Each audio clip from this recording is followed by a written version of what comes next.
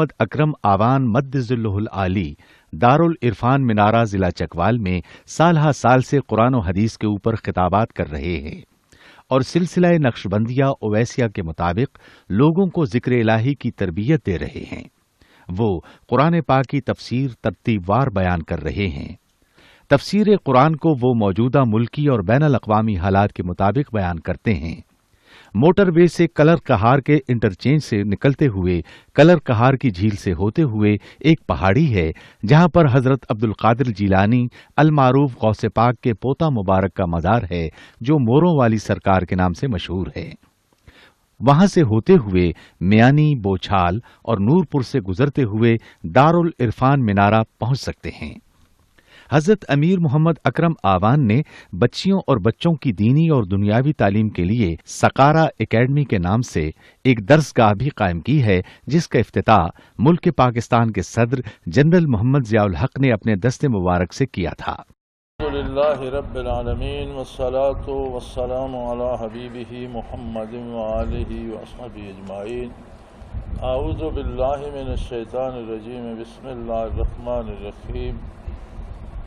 ما ننسخ من آیاتہ او ننسها نات بخیر منہا او مثلہا الم تعلم ان اللہ علی کل شیء قدیر الم تعلم ان اللہ لہ ملک السماوات والارض وما لکم من دون اللہ من ولی ولا نصیر ام تريدون ان تسألوا رسولکم کما سئل موسیٰ من قبل ومن يتبدل الكفر بالإيمان فقد ضل سواء السبيل ود كثير من أهل الكتاب لو يردونكم من بعد إيمانكم كفارا حسدا من عند أنفسهم من بعد ما تبين لهم الحق فاعفوا واصفحوا حتى يأتي الله بأمره إن الله على كل شيء قدير۔ اللہم سبحانک لا علم لنا الا ما علمتنا انک انت العلیم الحکیم۔ مولا یا صلی وسلم دائما ابدا علی حبیبک من زانت بہ السرور۔ سورہ بقرہ ہی چل رہی ہے اور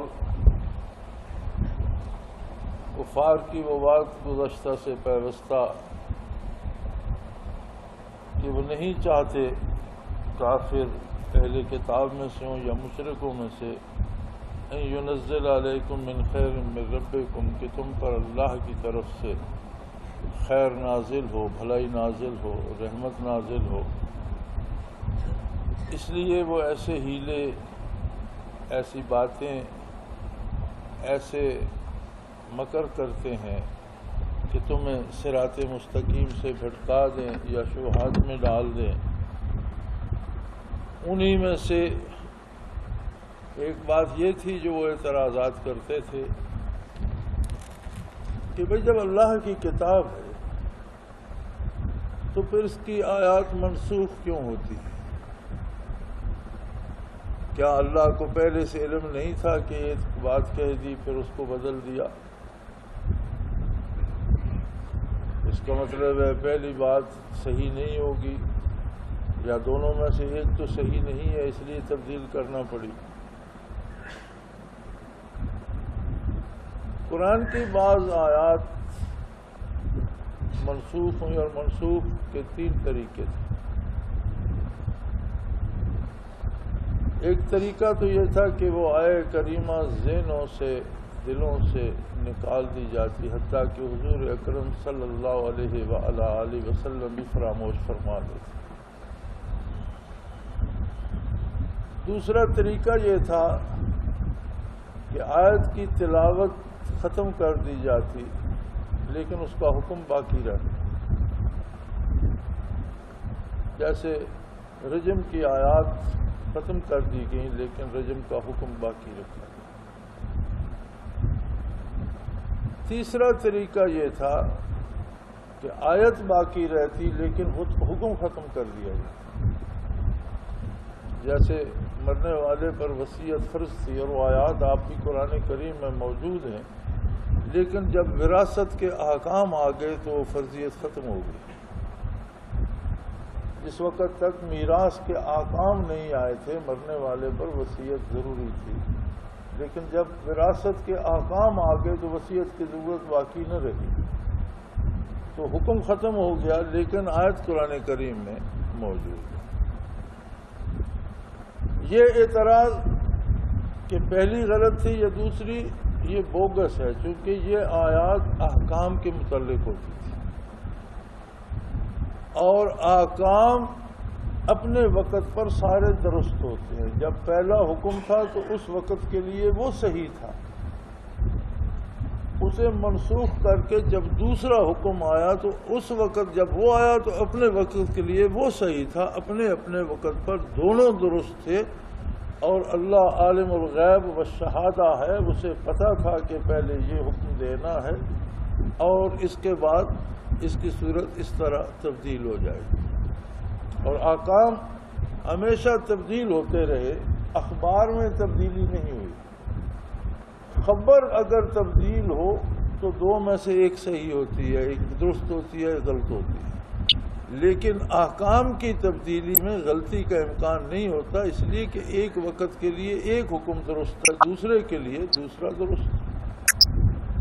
تمام آسمانی کتابوں کو لے لیجئے تو جتنی خبریں ہیں اللہ کی ذات کے بارے، اللہ کی صفات کے بارے، ملائکہ کے بارے، آخرت کے بارے، ایمان کے بارے، جہنم اور جنت کے بارے، جزا و سزا کے بارے، کسی خبر میں کسی کتاب میں کوئی تبدیلی نہیں۔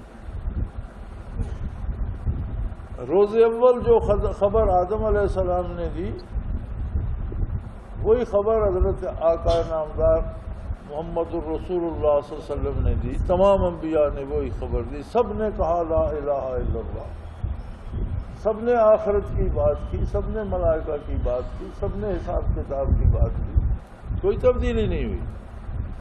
احکام پہلی جماعتوں میں روزوں کے مختلف تھے، پہلی امتوں میں نماز کے مختلف احکام تھے، نماز کی تعداد مختلف تھی، کبھی 2 نمازیں فرض تھیں، کبھی روزہ رات دن کا 24 گھنٹے کا فرض تھا کہ ایک ہی دفعہ افطار ہوتا اور اسی وقت کھا پی لیتے، پھر اگلے دن دوسرے دن 24 گھنٹے بعد اسی وقت افطار ہوتا، اور جب کھا پی کر لیٹتے تو روزہ بند ہو جاتا۔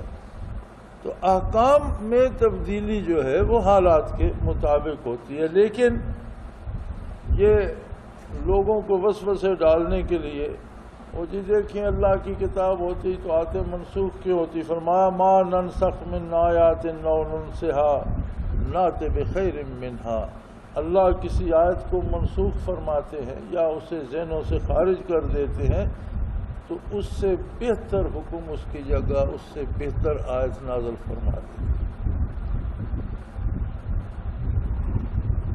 اللہ کے ماننے والے زیر تربیت تھے، اسلام کی آمد تھی، نبی علیہ الصلوۃ والسلام کے جانثاروں کی تربیت ہو رہی تھی، اس لیے لمحہ بلمحہ اور زیادہ تبدیلی نہیں آئی، بہت تھوڑی سی آیات ایسی ہیں جو تبدیل کی گئیں، لیکن فرمایا اس سے بہتر حکم عطا کر دیا گیا۔ الم تعلم ان اللہ علی کل شیء قدیر، اے مخاطب کیا تو اللہ کو بے بس سمجھتا ہے کہ اگر ایک حکم دے چکا ہے تو اب وہ مجبور ہو گیا کہ اسی حکم کا پابند ہو گیا؟ نہیں، وہ قادر ہے، وہ مالک ہے، وہی تو حقیقی سلطان ہے اور وہی حقیقی اولی الامر ہے، اس کی پسند کس وقت کیا حکم دیتا ہے وہ کسی کا محتاج تو نہیں ہے، وہ تو ہر چیز پہ قادر ہے۔ اور تجھے یہ خبر بھی نہیں، الم تعلم ان اللہ لہ ملک السماوات والارض، کائنات کی سلطنت و ریاست صرف اس کی ہے، تو ان چھوٹے چھوٹے بادشاہوں کو تو خود مختار مانتا ہے، اور جو ساری کائنات کا اور ہمیشہ اور حقیقی حاکم ہے اس پر پابندیاں لگانا چاہتا ہے۔ اور یہ بھی جانتے ہو تم، اور یہ بھی یاد رکھو کہ اگر اللہ کو کوئی چھوڑ بیٹھے گا تو پھر اس کے لیے اللہ کے سوا کوئی مددگار اور کوئی دوست نہیں ہوگا، وہ ایسی ذات ہے، بیٹھنے کون دے ہے پھر اس کو؟ بیٹھنے کون دے پھر اس کو جو تیرے آستان سے اٹھتا ہے؟ اس کی بارگاہ سے جو اٹھ گیا پھر اسے دنیا و آخرت دونوں جہانوں میں کوئی سہارا دینے والا نہیں ہے۔ اور یاد رکھو، ان کے فضول اعتراضات اور ان کی بودی باتوں میں آ کر کبھی رسول اللہ صلی اللہ علیہ وآلہ وسلم پر کوئی ایسا سوال مت کرنا۔ ام تريدون ان تسألوا رسولكم كما سئل موسى من قبل، کیا تم یہ چاہتے ہو کہ جس طرح بنی اسرائیل نے حضرت موسیٰ علیہ السلام کو پریشان کیا تھا، الٹے الٹے سوال کرتے تھے، لوگوں کو دیکھا بتوں کی پوجا کر رہے ہیں تو سوال کر دیا یا موسیٰ ہمارے لیے بھی کوئی اس طرح کا معبود بنا دو، ہمارے پاس بھی ہم اسے اٹھائے اٹھائے پھریں اس کی پوجا کریں۔ اس طرح کے عجیب و غریب سوالات کرتے تھے۔ انہوں نے تنبیہ فرمائی تو فرمایا کیا تم ان یہودیوں کی باتوں میں آ کر یہ فضول قسم کے سوالات رسول اللہ صلی اللہ علیہ وسلم پر کرو گے، جو اتنی عظیم ہستی ہے کہ تمام کائنات کے لیے اللہ کی رحمت مجسم ہے؟ اور اگر کسی کو حضور کی ذات پہ اعتراض سوجا، مسلمان ہونے کے بعد پھر کافر ہو گئے۔ اگر کسی کو کلمہ پڑھنے کے بعد اللہ کے رسول صلی اللہ علیہ وسلم پر کوئی اعتراض ہے تو فرمایا وَمَن يَتَبَدَّلِ الْكُفْرَ بِالْإِيمَانِ فَقَدْ ضَلَّ سَوَاءَ السَّبِيلِ، اس نے ایمان کو کفر سے تبدیل کر لیا اور سیدھے راستے سے گمراہ ہو گیا۔ یاد رکھیں، اصحاب کبار رضوان اللہ علیہم اجمعین نے بڑے سوالات کیے ہیں بارگاہ نبی، بڑے سوالات کیے، اور یہ انہی سوالات کا حاصل ہے، اور پوری امت پر اللہ کا یہ کرم ہے کہ ہر حکم کی وضاحت ہو گئی اور اس کے سارے پہلو صحابہ کرام کے سوالات کی وجہ سے ساری تشریحات کھل کر سامنے آ گئی۔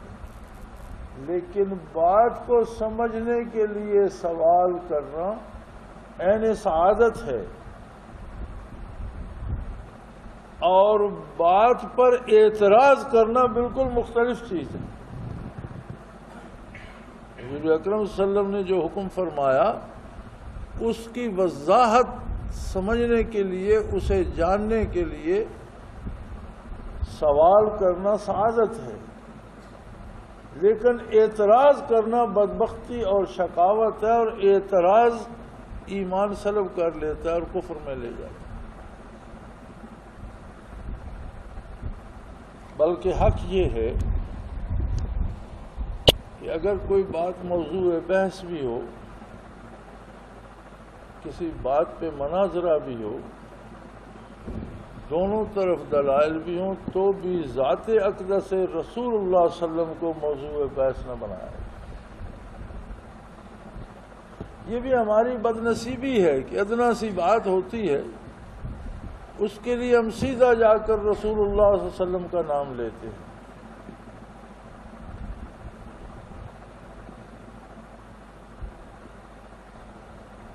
سیدنا فاروق اعظم رضی اللہ عنہ نے ایک ضابطہ بنا دیا کہ سرکاری ادارے جو ہیں ان میں جو زیادہ مؤثر مقامات ہیں، جنہیں آپ کی جابز کہتے ہیں، وہاں پر ان لوگوں کو لگایا جائے گا جن کے والدین مسلمان ہیں۔ جو نئے مسلمان ہو رہے ہیں ان کو نہیں لگایا جائے گا۔ اور اس کی وجہ یہ تھی کہ اسلام کے خلاف سازشیں زوروں پر تھیں، اسلام دنیا کو تصغیر کرتا ہوا چلا جا رہا تھا، لوگ جوک در جوک، فوج در فوج اسلام میں داخل ہو رہے تھے، ممالک فتح ہو رہے تھے، تو کفار مشرکین یہود و نصارہ نے بھی سازشیں شروع کر رکھی تھیں کہ اپنے لوگوں کو برائے نام کلمہ پڑھا کر داخل کر دیا اور کوشش کی کسی خاص مقام پہ پہنچ جائے اور ہمیں وہاں کی خبریں دیتا رہے۔ تو حضرت فاروق اعظم رضی اللہ عنہ نے پابندی لگا دی کہ جو باپ دادا سے مسلمان ہے اس کو یہ جگہ دیں گے، اور نئے مسلمان ہونے والے کو اس طرح کا کوئی عہدہ نہیں دیا جائے گا۔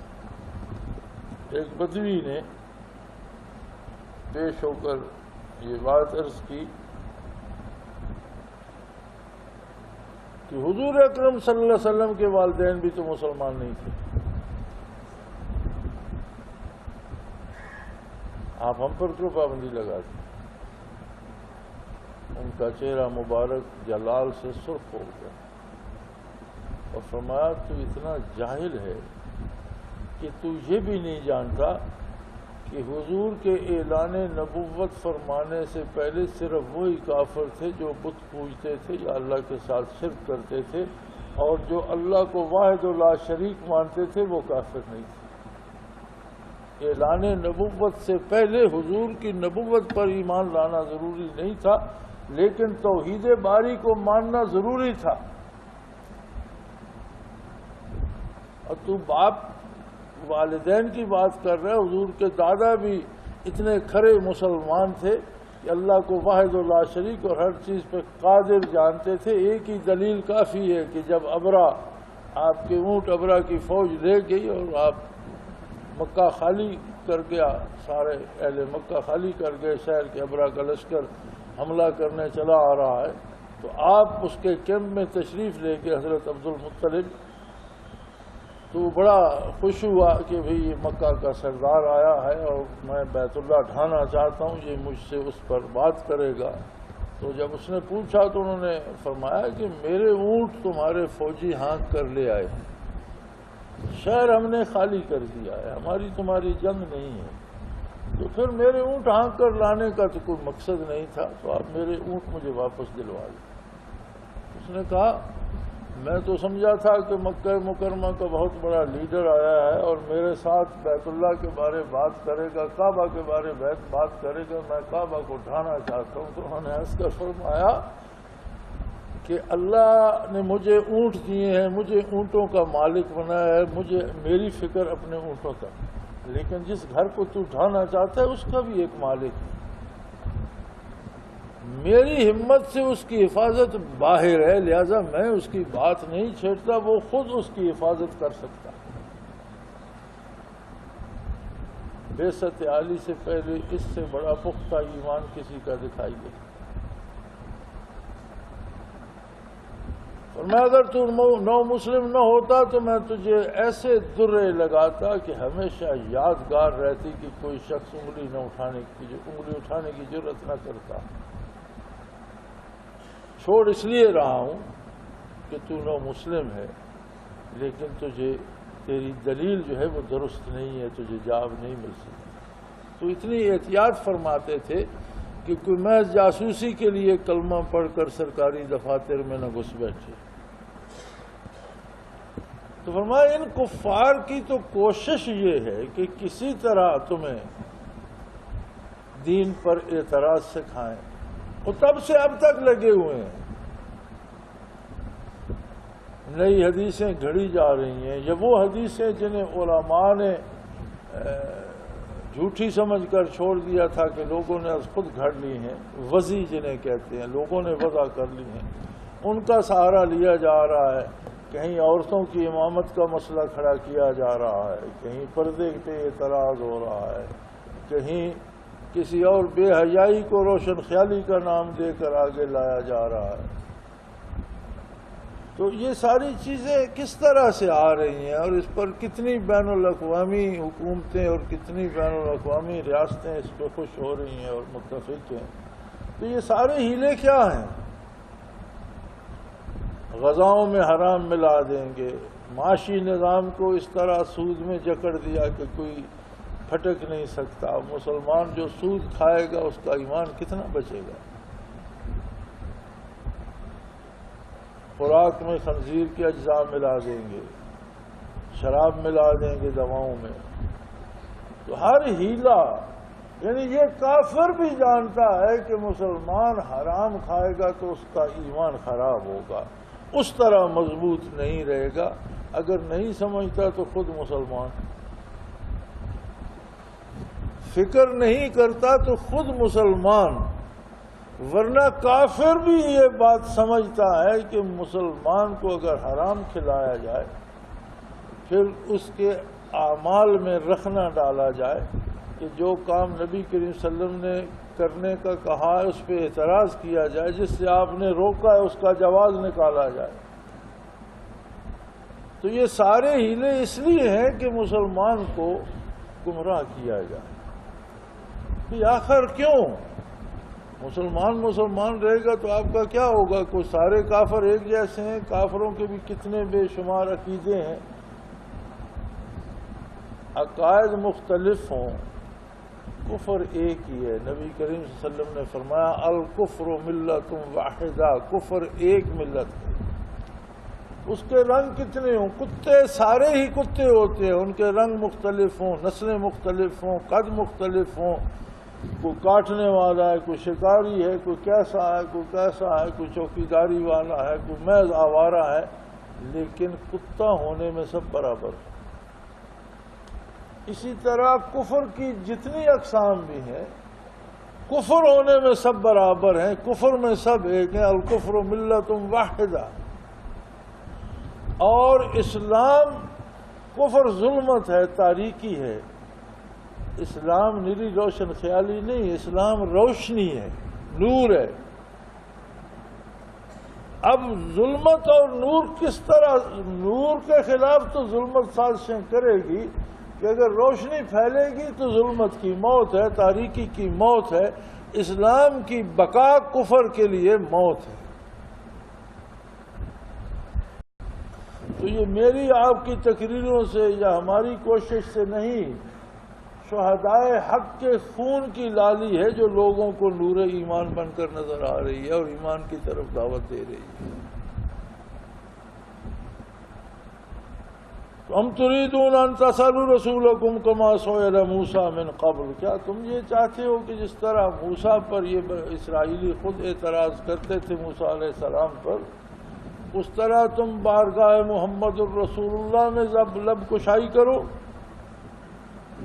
اگر کسی نے یہ جرات کی، اس لیے کہ یاد رکھو ما ینطق عن الہوی ان هو الا وحی یوحی.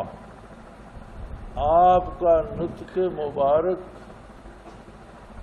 آپ کے لبہائے مبارک، آپ کی زبان مبارک تب تک کوئی لفظ خارج نہیں کرتی دین کے معاملے میں جب تک اللہ کی طرف سے حکم نہیں آتا. اس لیے اعتراض کی گنجائش وہاں نہیں ہے.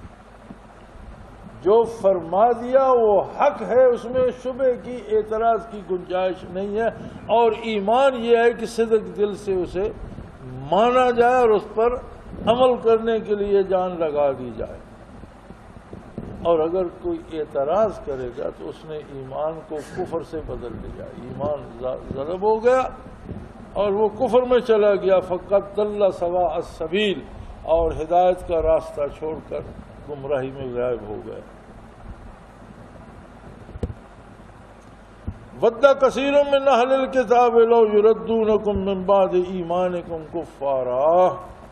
اہل کتاب کی اکثریت کی تو یہی کوشش ہے کہ کسی ہیلے، کسی بہانے تمہیں ایمان سے واپس کفر میں کھینچ لیں. نبی علیہ السلام کے ارشاد گرامی ہے اعمالکم اموالکم، تمہارا کردار تم پر حکومت کرتا ہے. اس کا مطلب ہے کہ ہم مسلمان نام کے تو ہیں، ہمارا کردار ایسا نہیں ہے کہ ہم پر حکمران بھی مسلمان اور اچھے اور نیک اور عادل ہوں. ہمارے گناہ متشکل ہو کر، جس طرح وہ دہلی میں قتل عام کا حکم دیا تھا نادر شاہ ایرانی نے، تو کسی نے اس پہ کہا تھا کہ زشت یہ اعمال ما صورت نادر گرفت، کہ یہ نادر شاہ دہلی ویسے نہیں آیا، ہمارے گناہ مجسم ہو کر نادر شاہ بن گئے ہیں، نادر شاہ ایرانی، اور دہلی میں قتل عام کرا دیا. یہ ہمارے گناہ جو ہیں زشتی اعمال ما، ہمارے گناہ جو ہیں وہ جمع ہو کر صورت نادر گرفت و نادر شاہ بن گئے۔ ہمارا بھی یہی حال ہے کہ ہم کلمہ تو پڑھتے ہیں لیکن محمد الرسول اللہ صلی اللہ علیہ وسلم سے وفا نہیں کر سکتے۔ نام نامی آئے تو انگوٹھے چوم لیتے ہیں لیکن اطاعت نہیں کرتے، حکم نہیں مانتے۔ کم و بیش ہر مسلمان اپنے نام کے ساتھ محمد لگانا باعث فخر سمجھتا ہے، اور مسلمان واحد قوم ہے جن میں کم از کم 90% لوگ ایسے ہوتے ہیں جن کے نام کے ساتھ محمد ہوتے ہیں، بلکہ اس سے چڑھتے بھی ہیں کافر۔ ہمارے ایک عزیز ڈاکٹر تھے، ایک بہت بڑا اسپتال ہے یہودیوں کا، اس میں انہوں نے سروس کی، تو جب وہ جوائن کیا تو اس نے نام پوچھا تو محمد سے شروع ہوتا تھا، تو ان کے منہ سے محمد نکلا تو وہ چیف کہنے لگا یہ تو تم سب بھی ہوتے ہو، آگے بتاؤ کیا ہے۔ اسے اتنا دکھ لگا کہ جو بھی مسلمان آتا ہے پہلے محمد کہتا ہے، یار یہ تو تم سارے ہی ہوتے ہو، اس سے آگے بتاؤ کیا ہے۔ انہیں دکھ لگتا، اور مسلمان اس اسم گرامی کو بطور تبرک، بطور سعادت اپنے نام کے ساتھ لگاتے ہیں، لیکن نام کے ساتھ محمد لگا کر محمد صلی اللہ علیہ وسلم کی نافرمانی کرنا کتنی گستاخی، کتنی جہالت، کتنی زیادتی ہے اپنے آپ کے ساتھ۔ تو فرمایا وَدَّ كَثِيرٌ مِّنْ أَهْلِ الْكِتَابِ لَوْ يُرَدُّونَكُم مِّن بَعْدِ إِيمَانِكُمْ كُفَّارًا۔ یہ تمہیں اس طرح کے اعتراضات، دین میں نئی نئی اختراعات، دین میں نئے نئے رواج، کبھی ائمہ پہ اعتراض ہے، کبھی ذکر اذکار پہ اعتراض ہے، کبھی قرآن کی کسی تعبیر و تفسیر پہ اعتراض ہے، کبھی کسی حدیث کے حکم پہ اعتراض ہے، کبھی سنت پہ اعتراض۔ کیوں کرتے ہیں یہ؟ وَدُّوا لَوْ تَكْفُرُونَ، یہ دل کی گہرائی سے چاہتے ہیں کہ تمہیں کافر بنا دیں، تمہیں مسلمان نہ رہنے دیں، اس لیے کہ اسلام کفر کے لیے موت ہے، اور اپنی موت کی سلامتی کون چاہتا ہے؟ حسدا من عند انفسهم من بعد ما تبين لهم الحق، اور یہ کوئی کسی نادانی سے یا غلطی سے نہیں کر رہے، یہود و نصارہ یا کفار کسی غلط فہمی کی بنیاد پر نہیں کر رہے، ان پر بھی ظاہر ہے کہ حق محمد الرسول اللہ کا فرمایا ہوا ہے، اسلام حق ہے، لا الہ الا اللہ محمد الرسول اللہ حق ہے، شریعت کے احکام حق ہیں، انہیں تبین لہم الحق، ان پر حق واضح ہو چکا ہے، وہ جانتے ہیں کہ حق ہے، لیکن خود قبول کرنے کی توفیق نہیں ہوئی، خود مخالفت کر رہے ہیں۔ تو جنہیں قبول کرنے کی سعادت نصیب ہوئی ہے، چاہتے ہیں کہ انہیں بھی اس سعادت سے محروم کر کے اپنے ساتھ لے جائیں۔ فرمایا فاعفوا واصفحوا،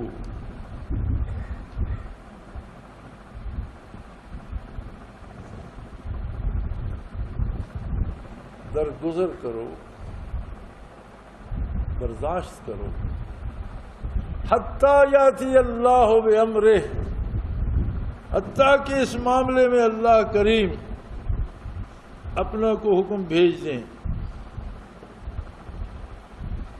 تب تک جہاد فرض نہیں ہوا۔ اور کتنا مشکل کام تھا کہ ساری تکلیفیں برداشت کرو اور اف نہ کرو، برداشت کرتے چلے جاؤ، اور برسوں مسلمان برداشت کرتے چلے گئے۔ کیا عجیب لوگ تھے۔ اب آج کفار نے یہ اعتراض بھی سکھلا دیے ہیں کہ وہ لوگ مسلمان بھی تھے یا نہیں، آج یہ اعتراض بھی کیے جاتے ہیں کہ صحابہ کبار مسلمان بھی تھے یا نہیں. یہ تو وہ لوگ تھے جنہوں نے ہر دکھ کو سینے سے لگایا اور رف نہیں کیا. حتیٰ یاتی اللہ بامرہ، کہا کہ اللہ کو اپنا واضح حکم بھیج دیں. ان اللہ علی کل شیء قدیر، کہ اللہ ہر چیز پہ قادر ہے. یا جہاد کا حکم آ جائے یا زندگی کے خاتمے کا حکم آ جائے، اللہ بہتر جاننے والا ہے اور وہ بہتر حساب کرنے والا ہے. وہ سب سے معاملہ طے کر دے گا. وہ تمام احباب جو اسلام کی طلب رکھتے ہیں ان سے گزارش ہے کہ دارالعرفان منارہ ضلع چکوال میں امیر محمد اکرم آوان صاحب کے خطابات سے مستفید ہوں. وہ ہر جمعے کو نماز سے پہلے بیان فرماتے ہیں. ہر ماہ کی پہلی اتوار کو ماہانہ اجتماع ہوتا ہے جس میں آپ خصوصی خطاب فرماتے ہیں اور پاکستان کے چاروں صوبوں سے احباب اس اجتماع میں شرکت کرتے ہیں. اس کے علاوہ یہاں سال میں 2 مرکزی اجتماعات بھی ہوتے ہیں. ایک رمضان المبارک میں اعتکاف کا اجتماع اور دوسرا جولائی اور اگست میں 40 دن کا اجتماع ہوتا ہے جس میں روحانی تربیت کی جاتی ہے. لا الہ کی تیغ کاٹے گی اندھیرے کا گجر، گنبدے خضرا سے روشن ہوگی پھر اپنی سحر. اپنا خون سیماب دے کر اتنا ہم کر جائیں گے، نام آقا کا چمن میں پھر رقم کر جائیں گے.